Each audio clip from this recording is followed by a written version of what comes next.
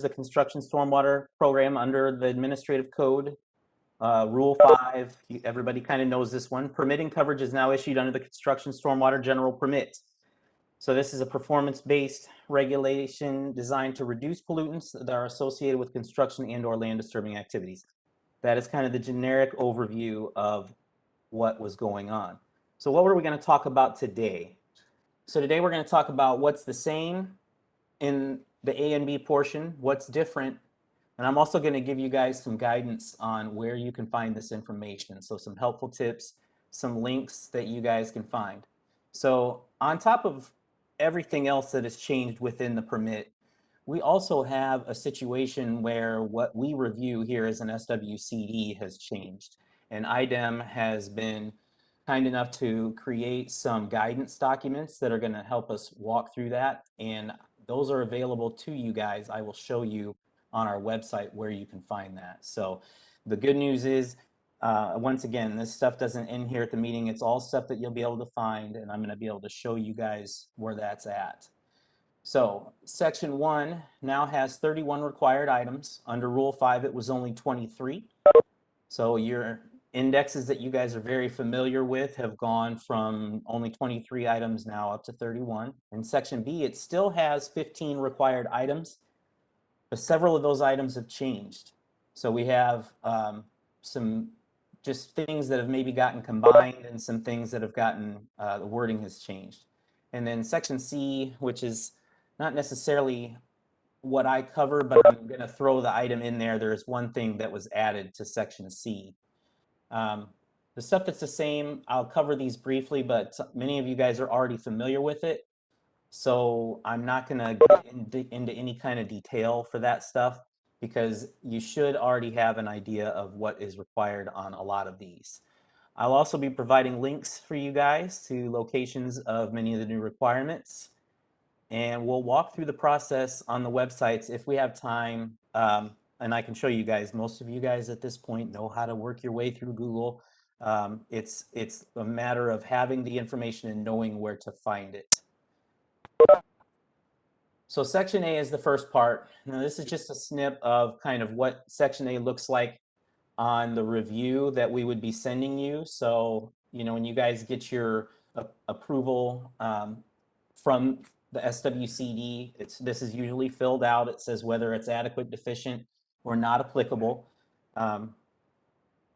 So what's the same that's going through this? A lot of this stuff is going to be really familiar. So once again, we're going to go through it kind of quickly.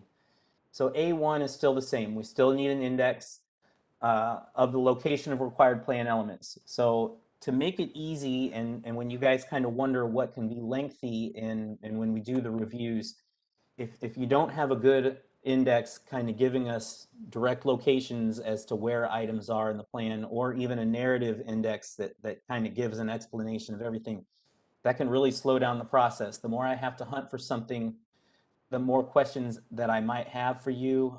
And it might be information that's in the plan. I just had a hard time following it. So, you know, this is still the same. A2 is a vicinity map depicting the project site location in relation to recognizable local landmarks, towns, and major roads.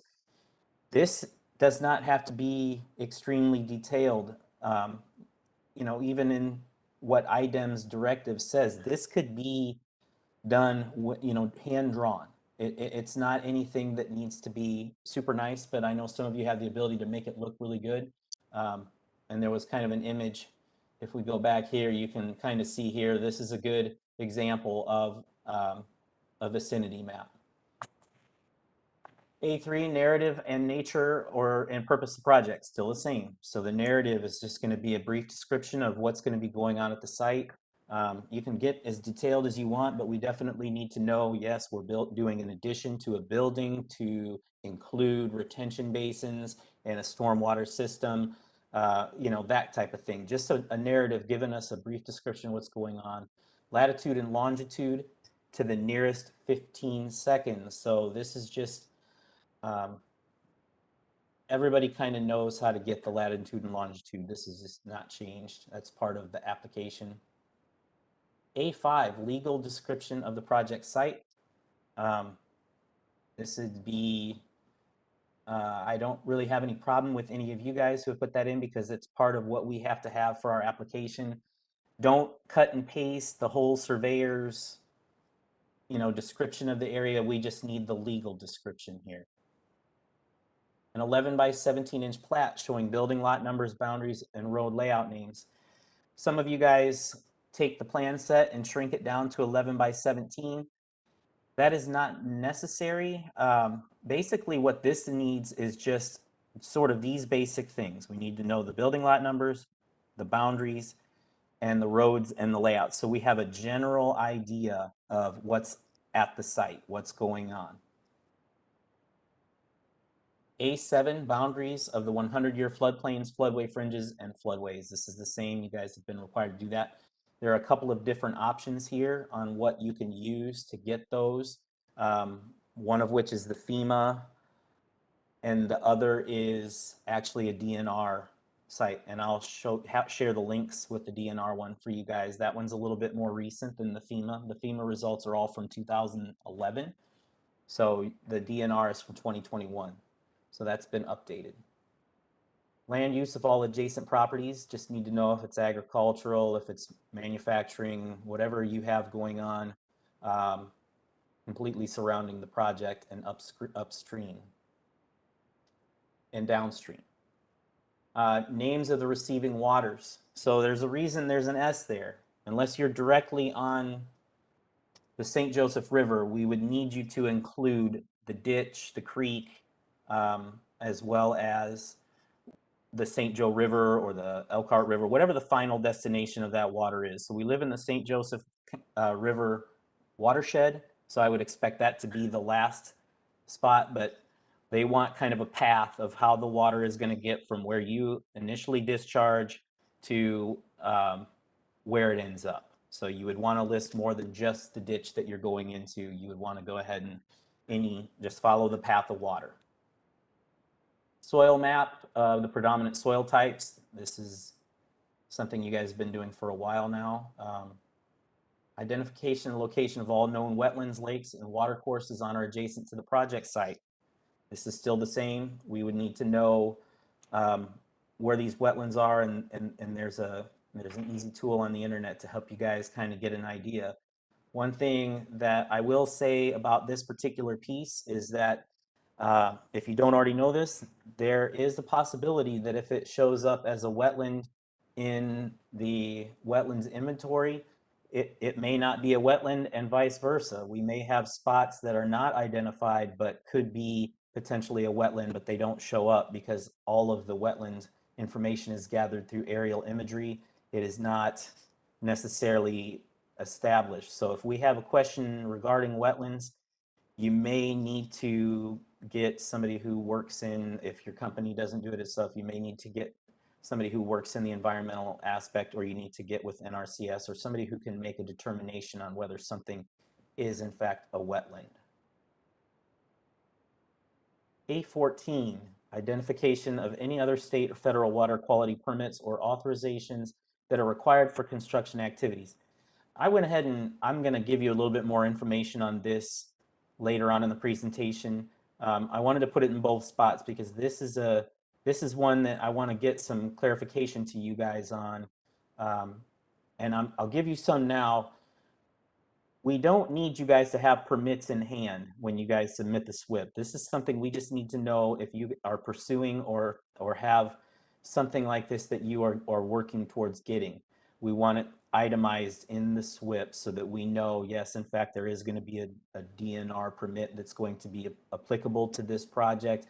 And, but we don't have to have that permit in hand before we approve the SWP. So something for you guys to know is that we don't be fully obtained, just know that you guys are working towards them.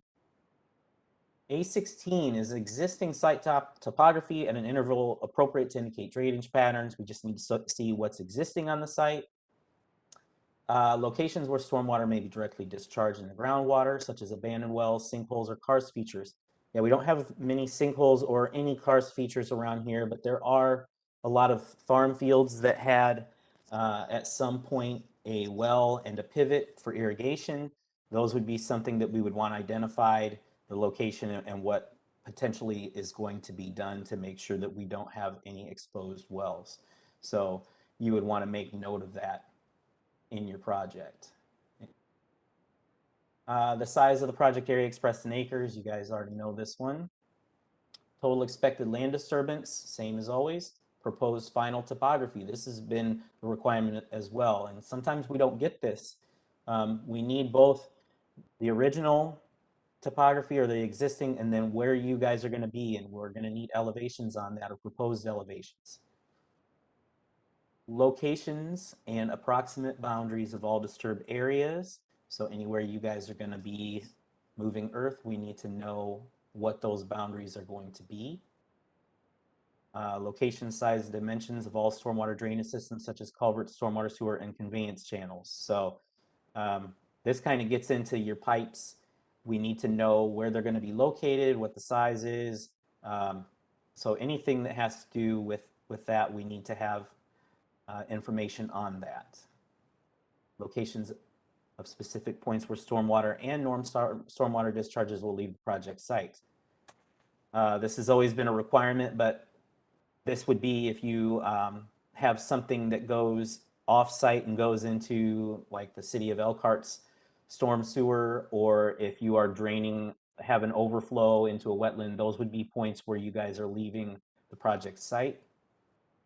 Location of all proposed site improvements, including roads, utilities, lot delineation and identification, proposed structures and common areas. This is still in there. And that is everything for what is the same. So let's get into some more specifics for what is different. So what you're kind of seeing pictures of here, this is taken off of EPA's website. So the main thing that we're going to be looking into now, there's an added piece that makes you identify if your waterway that you are discharging into would be a 303D listed waterway. The other thing that is going to be added, and we'll talk about it a little bit, is going to be whether the area is in a TMDL watershed. So we'll kind of talk about that a little bit more. So A9, identification of a US EPA approved or established TMDL. So total maximum daily load reports are assessments of water quality in rivers, lakes, and streams in each watershed where an impairment exists. TMDL reports can be found at IDEM's website as well as the EPA's website, mywaterway.epa.gov. If the project area falls within the watershed for which there is a TMDL, the plan should identify the name of the TMDL and pollutants included in that TMDL. So I will tell you guys, every project in Elkhart County, with the exception of part of Napanee, kind of that little southwestern corner of the county, goes into eventually the St. Joe River. The St. Joe River has a TMDL established by the EPA for it. That TMDL is for E. coli. So you guys will need to put in every single one of your plans that's in Elkhart County that there is a TMDL, and it is the St. Joseph River, and you will need to list that TMDL.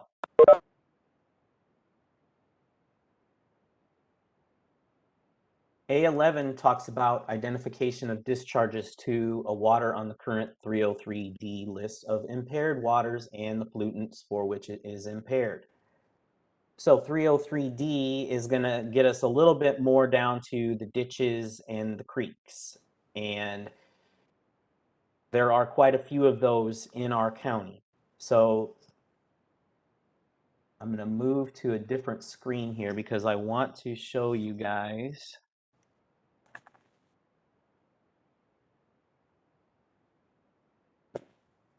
Laura, can you see the internet at this point? Are we seeing soil and water? Okay.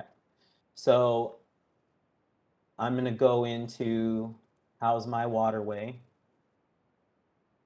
And this is the EPA's website that you're going to be able to find that list of 303D waterways as well as the TMDL. It's going to be listed in here. So for example, we're going to put in a zip code. Our office is at 46517. So you punch that in and you'll see it auto-populates Elkhart, Indiana. And we're going to search.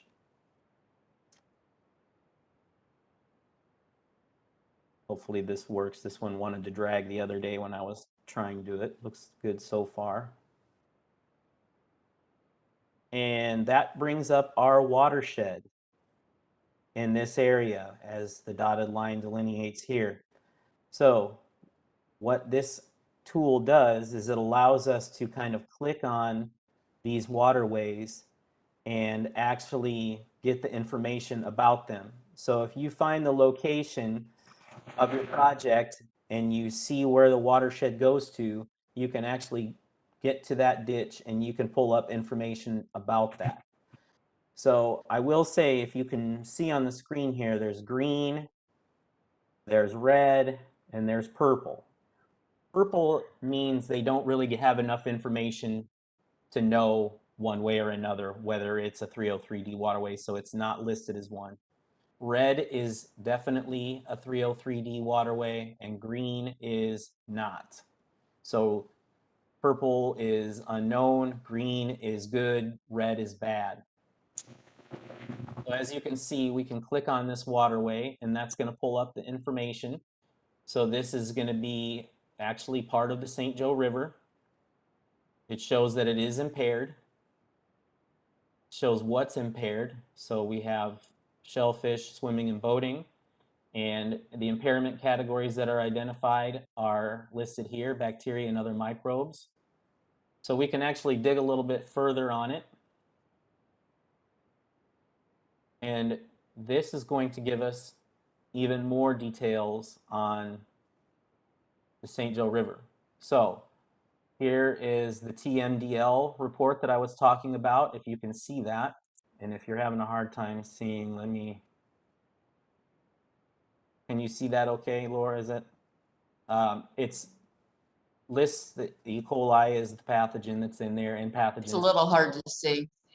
But it also shows that it's 303D listed, says yes. So the EPA's website is the best place for you guys to get information for those particular items that they have added. The 303D and the TMDL are the two things that you'll be able to find at this website. Move that off. To make his screen, his window smaller. All right.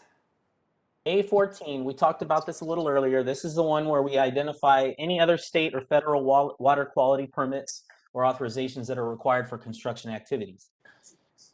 So this gives you a list of a couple of permits that may be required from IDEM, from Army Corps, or like if you're construction in a floodway, water quality certification, or 404 permits for the U.S. Army Corps of Engineers.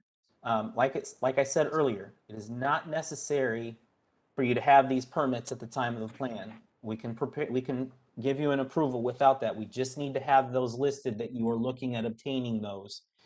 Should you not be required to get one, we would just ask that you guys kind of let us know later on, hey, this was not required, and show us the information from the DNR or our Army Corps that lets you guys know that it is not required. And then again, if it is required, we would want to have some kind of correspondence letting you know that that permit has been obtained, whether it be email from the EPA or email from DNR or Army Corps, or something with their letterhead or just a signature line with their information on it. A15, identification and delineation of existing cover, including natural buffers. Now, you've always had to show us or tell us kind of what's existing on the project site, whether it be brush, grassy, former farm field, trees, whatever is there, we would need to know. Where this gets a little bit different is they are wanting natural buffers that surround waterways to be left in place.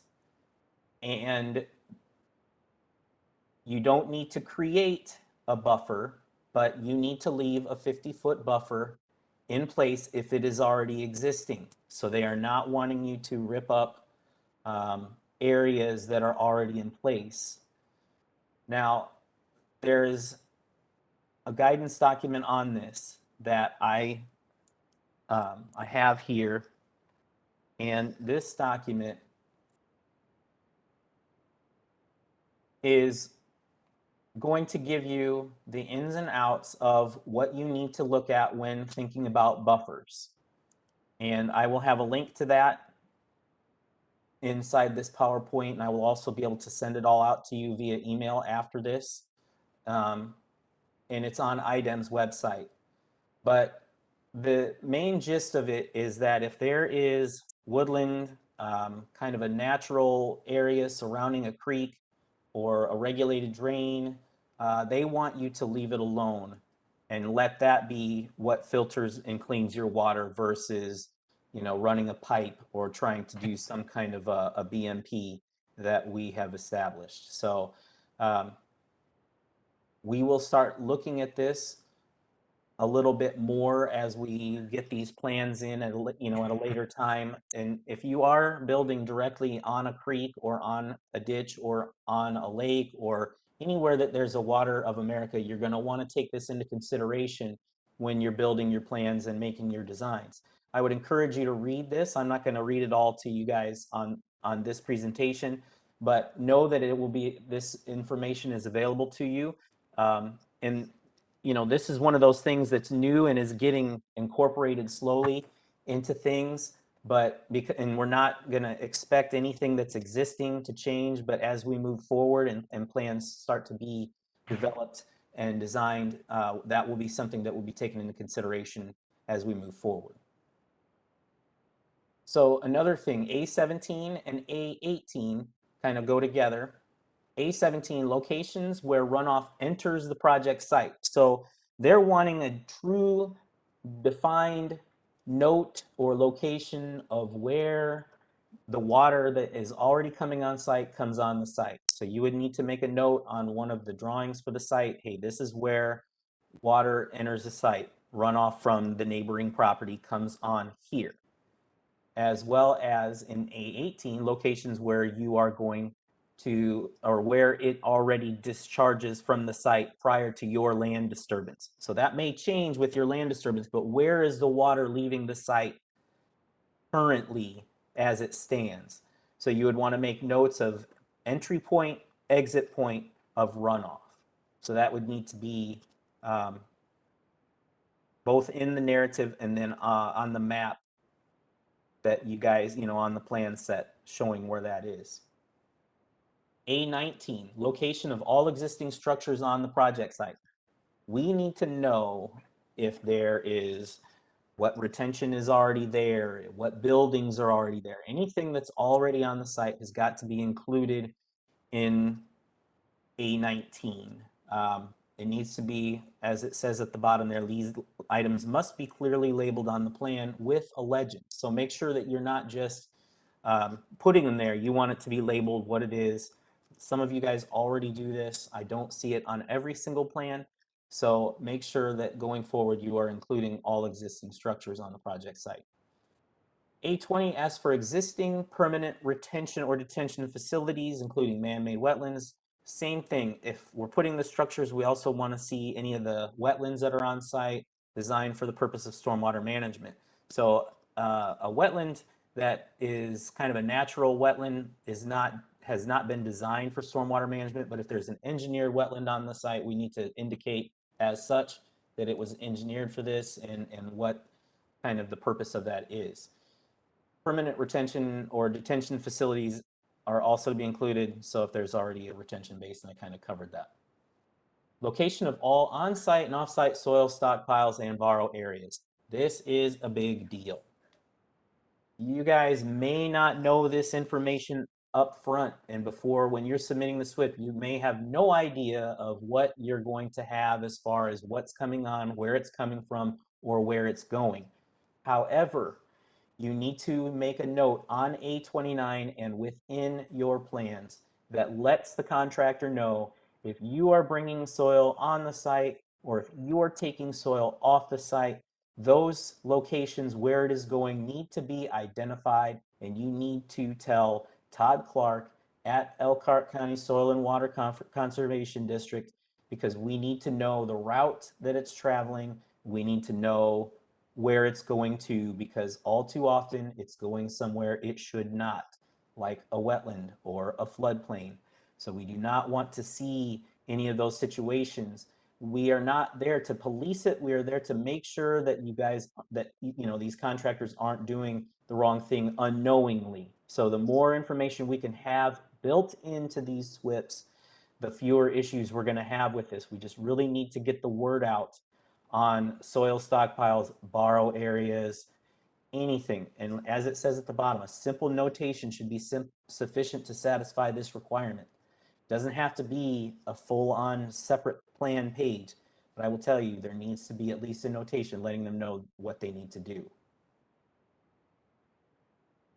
Kind of another part of that same thing, construction support activities that are expected to be a part of the project. So this would be anything if you're doing some roadway additions, if you're doing tying into sewer, electric, water, anything that you're tying into that's going to be off-site, or also if you have a staging area outside of the project. If you have a concrete or asphalt batch plant that is specific to this project alone, you want to indicate that on there. So really we want to see more of these staging areas kind of prior to and planned out a little bit more rather than later on in the process if we can. We understand that sometimes that's difficult to ascertain that information, but if we can get that ahead of time, it would be better. And if not, when that information becomes available, we need to have that message sent to us or through an email or through a phone call. Location of any in-stream activities that are planned for the project, including but not limited to stream crossings and pump arounds.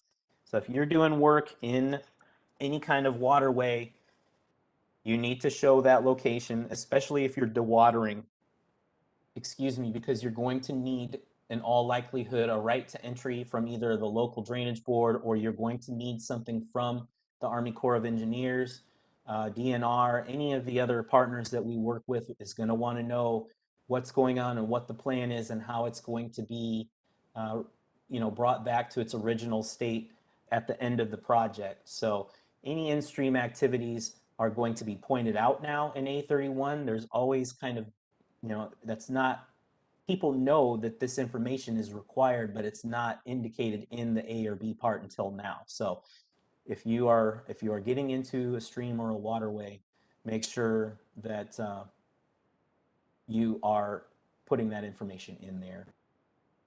So that's it for section A. So we can move on to section B. Does anybody have any questions on section A before I move on? Okay, and like I said, if you want to send, okay, Jeff Haw, did you want to go ahead and unmute yourself and ask your question? Sure, I put the question in the chat, but it's passed by, so it doesn't make any sense now. What if we're discharging solely to groundwater? Do we still need to do the downstream discharge sources or water sources? It needs to be indicated what is downstream, yes, Okay. but if, but you would want to make a notation in there that, hey, this is all going through an infiltration basin. We're going just to groundwater, but they still kind of want to have an idea of what, just in case, is downstream. I realize it doesn't make sense if you're in a farm field and you don't have a ditch within a mile of you, which would be a bad place to build, but you understand what I'm saying. Chances are you're not going to have runoff that makes it to a waterway. It's going to go somewhere else, probably on a neighbor's property, but they still kind of want to have an idea of what's up or downstream. Understood.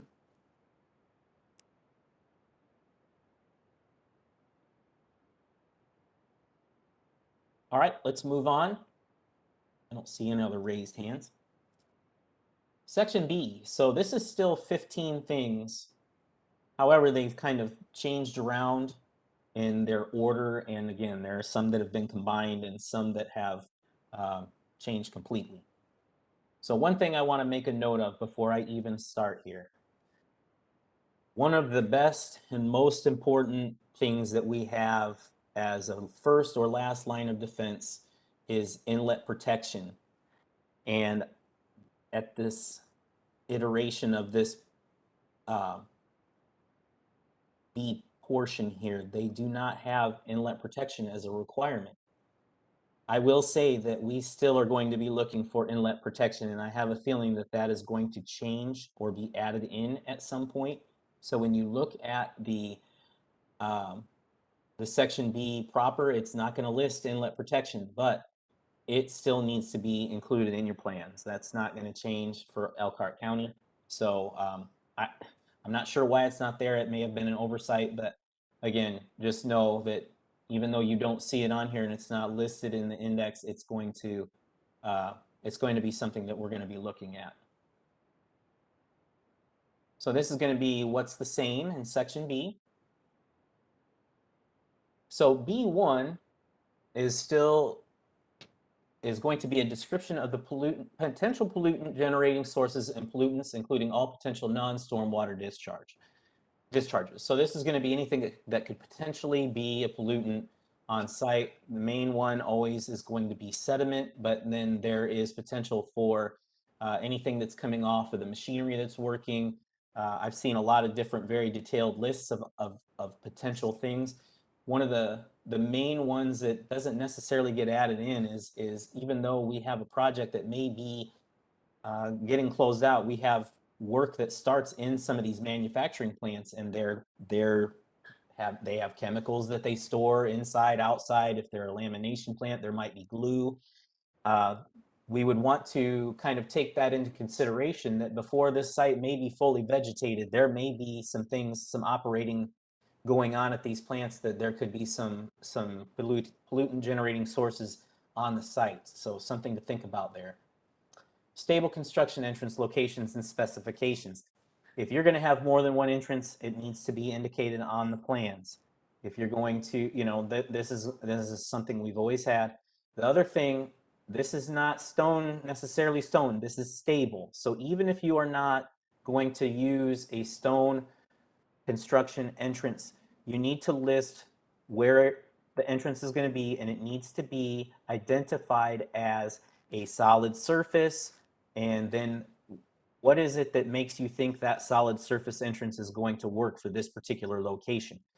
It may be the fact that there's a half of a mile that you have to travel on asphalt before you get out to the actual roadway. It could be, you're going to use a wheel washing station. There could be a lot of different things that could be put here in replacement of a stone construction entrance, but we would need the locations and the specifications on any of that information. Sediment control measures for concentrated flow areas. So concentrated flow is kind of a tricky one for a lot of people, because we get this mixed up sometimes with what's coming out of pipes. And yes, the water that comes out of a pipe is definitely concentrated, but that would be considered outlet areas.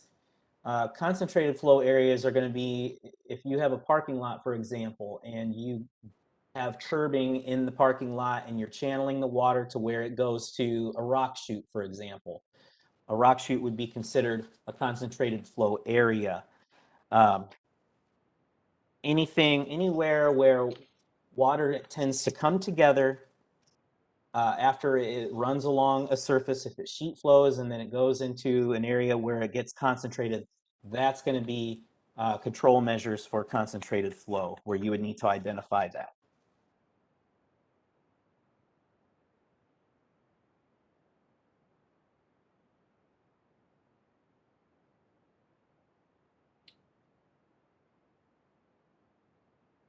Okay, sorry for the pause there. B5, sediment control measures for sheet flow areas. So kind of before we get to the concentrated flow, a lot of times this winds up being silt fence, straw wattles. that type of thing, anywhere where you're sheet flowing off of a hard surface and then you're going to a vegetated area or somewhere you are trying to establish vegetation, those are going to be where you're going to need sediment control measures, runoff control measures. This is where you have full-blown runoff on a site. So some runoff control measures, rock check dams, diversions, and slope drains are all considered runoff control measures. Anywhere you've got kind of a steep slope. And stormwater outlet protection locations and specification, this gets into your outlet. This is why it's different for concentrated flows versus outlet protection. Outlet protection location specifications, you're just going to want to have whenever you're entering a basin with a pipe or you're going into a ditch or wherever you're going, what are those, what's the location and what are you putting there? Grade stabilization, structure locations, and specifications. So some examples of those would be rock chutes, toe wall, and drop structures. So, that's something that is pretty much where you are, rather than maybe putting an outlet, you're going to put in a drop structure to slow down the flow of water and kind of divert it downward rather than directly out. You would want any of those locations and specifications. And when we talk about specifications in all of these B categories, that's where you're going to be listing the details for those particular items in your details section of the SWPPP. B11, maintenance guidelines for each proposed stormwater quality measure. So how during the process of construction are you going to maintenance each of these stormwater quality measures? So you need to have a brief description of how you're going to maintain the silt fence. At what point does it need to have the sediment buildup scraped back away from it? When does it need to be replaced? All of the maintenance guidelines for each thing that you have included for erosion control. B14, material handling and spill prevention and spill response plan meeting the requirements in 327 IAC 2-6.1. So basically, what's the protocol if we have a problem? And a lot of you guys have really good spill response kind of things that you cut and paste in all of them. If you are getting into an area where you're doing some stuff in a protected area, you may want to be more specific on some things and what some potential problems could be in that area that may be designated as a Superfund site or something like that. So just what is the protocol on that for whoever is on site working? So what is different in section B?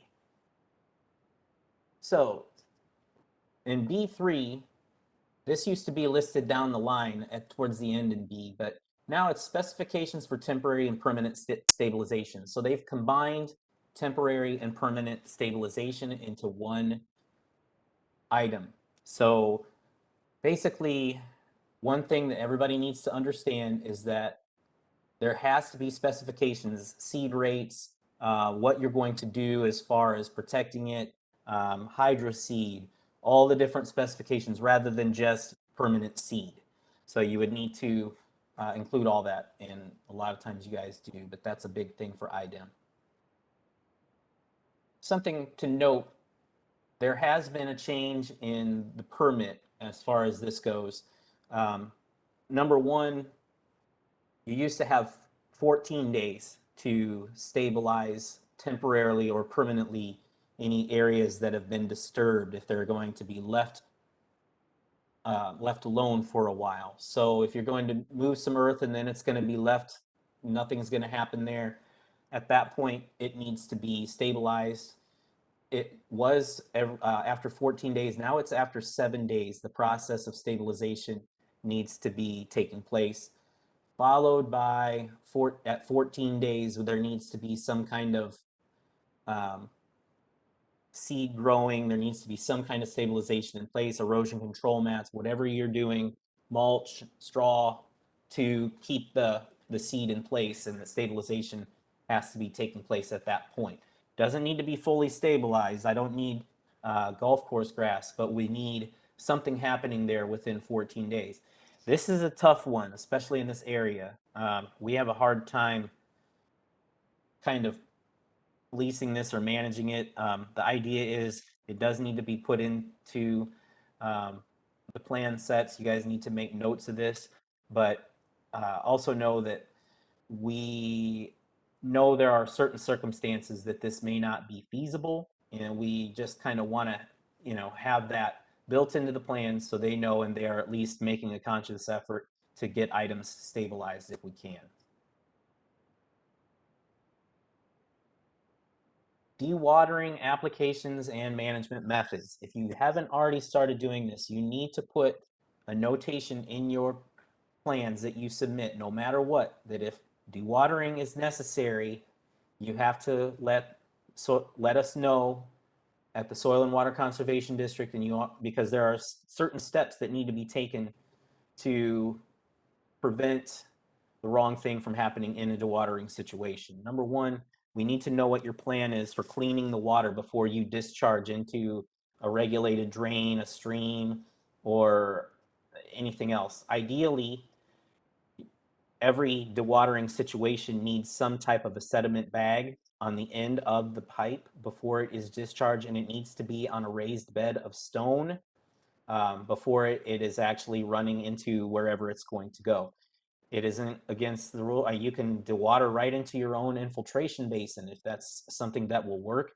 A lot of times that's not feasible on a project site because a lot of times we're dewatering so we can get those basins dug. So, but what we would need is a plan as to how it's going, and we just don't want to be walking out on the sites and there's dewatering taking place and we had no idea that this was going on. So you need to make note in your plans that if they plan on dewatering, or if it ends up coming up that they need to dewater, we need to have the plan for that and what's going on.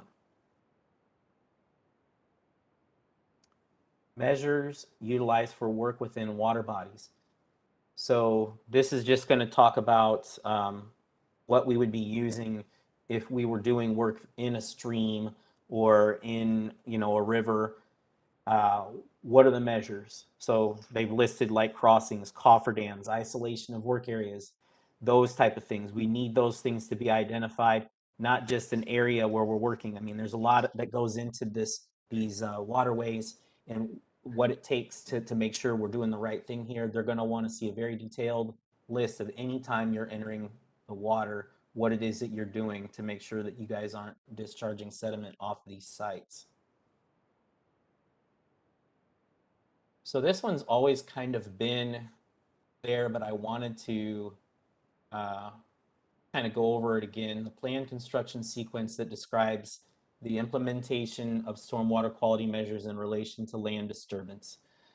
So the thing about this one, we know it's difficult because you can put together a sequence of events for anything, and when it actually starts to take place on the site, weather can impact it. We have orders for buildings. The building is back ordered. We have, there are a million different things that can take place. But ideally, what we would like to see on this is a general, the three critical phases that are in there: the initial perimeter control, erosion and sediment control, and then the project completion. Those are the main things that we want to see in this sequence of events.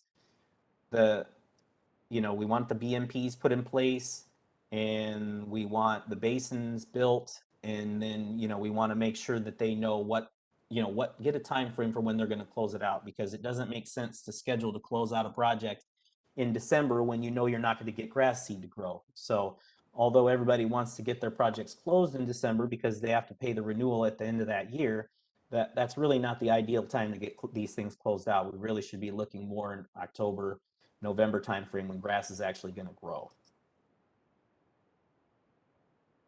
Provisions for erosion and sediment control on individual residential building lots regulated under the proposed project.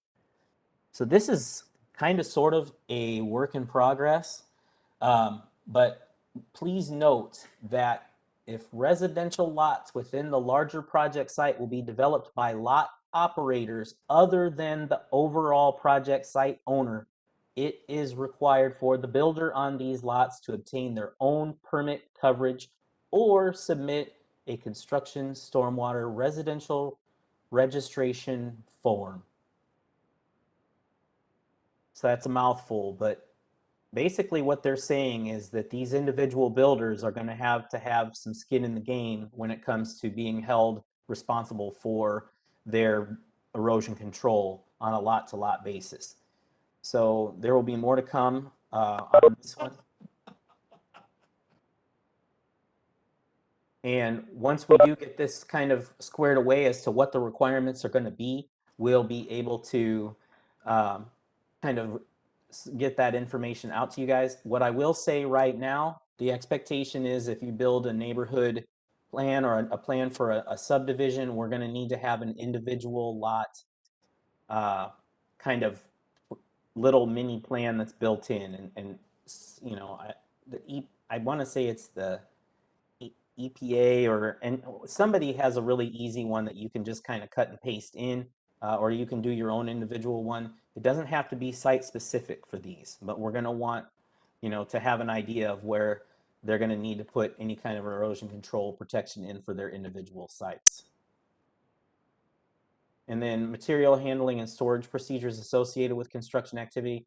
This has kind of been a part of it, but one of the things that is a requirement now is that any trash receptacle on site should have a lid on the dumpster. That's a kind of a tough one, but that's really what they want. They want there to be lids on all the dumpsters so that the materials are not going all over the place. The other thing, any hazardous materials that need to be stored on site, those are going to need to be stored properly, and we will be checking that with our inspections. So the other thing, concrete washout areas, you know, this is one of those that's going to be a part of it, always will be a part. One of the things that has not changed is that we want this. The other thing they want them to do is they want to identify the with a spray paint where the washout area is almost to the capacity to where they should be changing that out.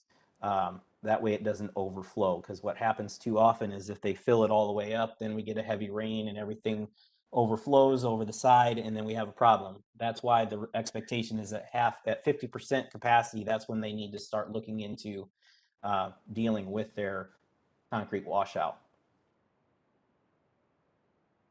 All right, before I move on to C, that's the last part of B. Does anybody have any questions about anything that I just talked about in the B portion?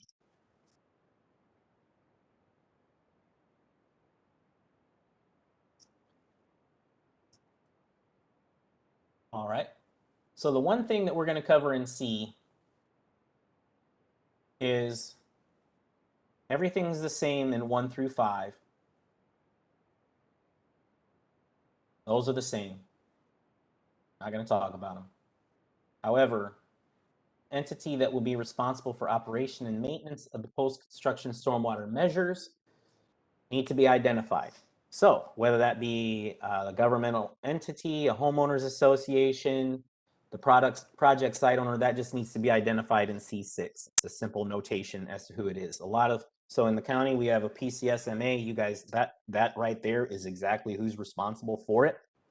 So if you do a project though that does not require that, you will need to identify, you know, whoever's going to be responsible for maintaining those BMPs. So I have here helpful links to various resources. I don't expect you guys to start writing this down. Don't copy it. I'm going to send this to every single email this PowerPoint to every email that is related to this presentation. So you guys will have this information at your disposal. I'm also going to include the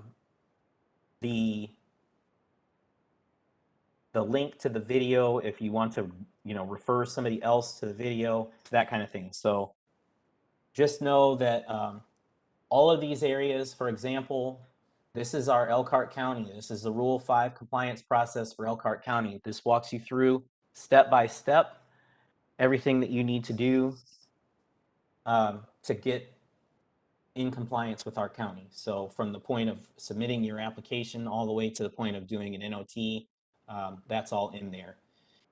This is the IDEM's website. This is a map that shows all the open permits. If you go to this link, it's going to show you everywhere that has an open NOI in Elkhart County and actually in the whole state. Web soil survey, this is where you can do your soil survey.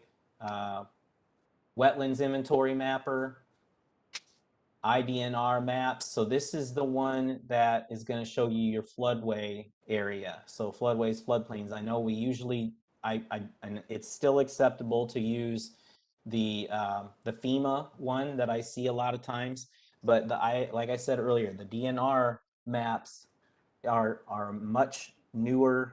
By 10 years, they're going to have a little bit more accurate information, and the mapping that's included in that is all 2021 versus 2011. So you're going to have a better depiction of what's going on with that DNR floodway. And that also kind of shows you, if you click in that floodway, it's going to show you who exactly you need to contact for information if you're doing any kind of construction in that area. It'll refer you to May Kratzer from Elkhart County. It'll refer you to Army Corps, or it'll refer you to the DNR. So it's a very helpful tool. We already went through in My Waterway. That My Waterway site was the one where we got the TMDLs as well as the 303D listed waterways. This stormwater quality manual is a good resource for, you guys are probably already familiar with this. This has not changed, but it's from IDEM, just kind of showing what things to use as far as a quality manual perspective. And then this is kind of the program transition to master general permits. This is that buffer document.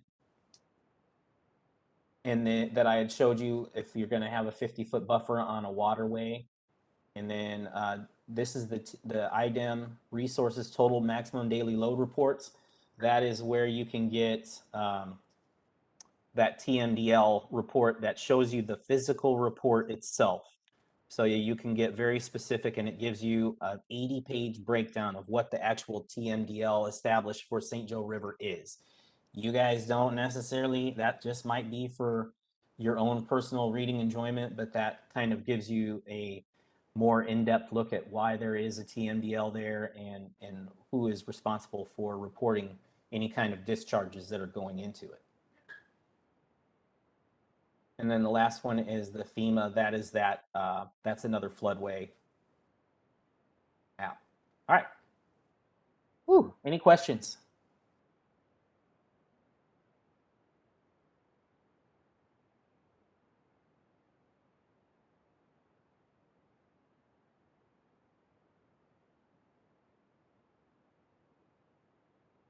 A lot of quiet people.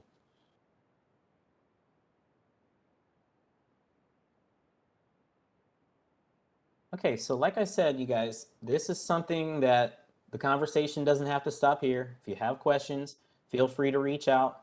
If you know, you want further explanation on some of this stuff and you aren't able to find it on the website, we can kind of figure this out a little bit together. Again, a lot of this is new for us, and we're trying to kind of work our way through. But I will say, as of we made the determination with the Stormwater Partnership that on July 1st, any plan that comes in is going to need to have the A31 B15 that is in what I have just given you today. So if you've already got a bunch of plans that you have put together, you don't have to alter those for submittal before that July 1st, but starting on that July 1st timeline, we will want that information in there. So if you want to start sooner than that, that's awesome. We would encourage you to. I can do it, you know, do either way as far as my review, but just note that the breakdown point July 1st on that one. The last time we'll accept a plan is prior to that.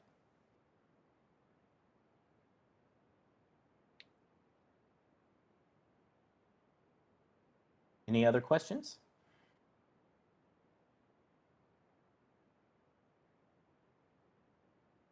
All right. Well, I do appreciate all your time. I know that time is valuable.